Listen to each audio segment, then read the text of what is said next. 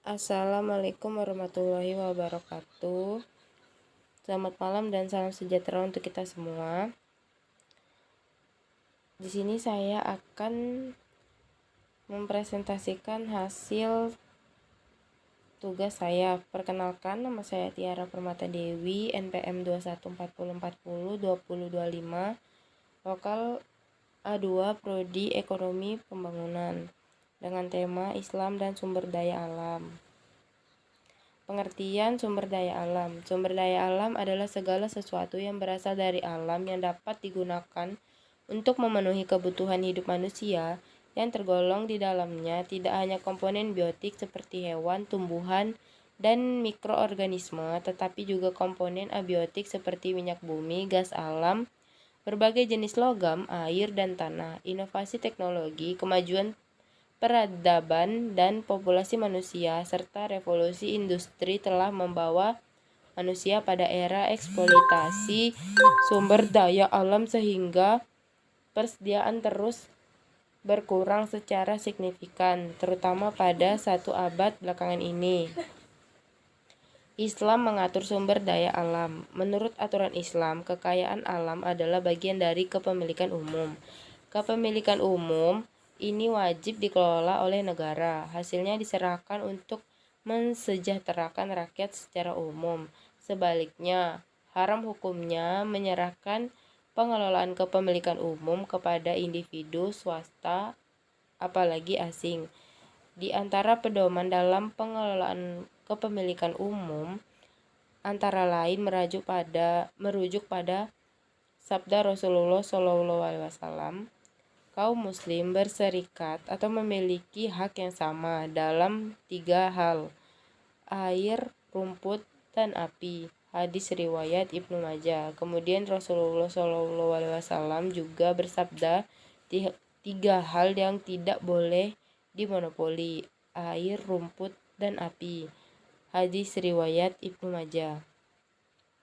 Kerusakan sumber daya alam perspektif Islam. Dalam penambahan penduduk dunia yang semakin meningkat, usaha peningkatan kesejahteraan ini dari satu sisi memunculkan kemajuan teknologi dan industri yang sangat didambakan oleh setiap bangsa. Di sisi lain, memberikan dampak kerusakan lingkungan yang menurunkan kualitas dan kesejahteraan hidup manusia itu sendiri. Kekhawatiran manusia atas masalah ini mulai mengemuka sejak akhir pertengahan abad 20. Hal ini tampak antara lain dengan munculnya pertambahan perbendaharaan kata yang bersifat dunia, yaitu kata polusi, yang menyebabkan terjadinya krisis lingkungan hidup atau environmental crisis. Munculnya polusi yang mengakibatkan krisis lingkungan hidup menyebabkan para pakar dari berbagai disiplin ilmu mencurahkan perhatian untuk membahas dan meneliti dampak yang diakibatkan oleh kemajuan teknologi dan industri yang telah meracuni udara, tanah, air, dan tumbuh-tumbuhan. Polusi ini selanjutnya mempengaruhi fisik manusia melalui makanan dan minuman yang telah tercemar oleh bahan-bahan kimia buatan. Menghadapi masalah krisis lingkungan, secara umum Al-Quran telah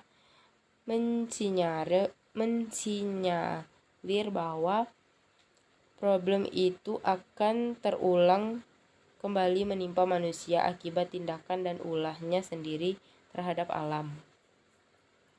Solusi kerusakan sumber daya alam dan Islam. Pertama, sumber daya alam itu digunakan untuk kepentingan bersama, bukan untuk segelintir orang. Kedua, berkehidupan dan bermasyarakat harus ikut berperan dalam menanamkan cinta lingkungan. Ketiga, setiap orang harus mencari sumber-sumber daya alam dengan benar dan jujur dengan cara yang telah ditetapkan Al-Quran dan As-Sunnah. Keempat, menanamkan kembali hutan yang gundul atau reboisasi di tanah yang harus ditanami pohon kembali. Sekian dari presentasi saya. Bila ada salah kata, saya mohon maaf.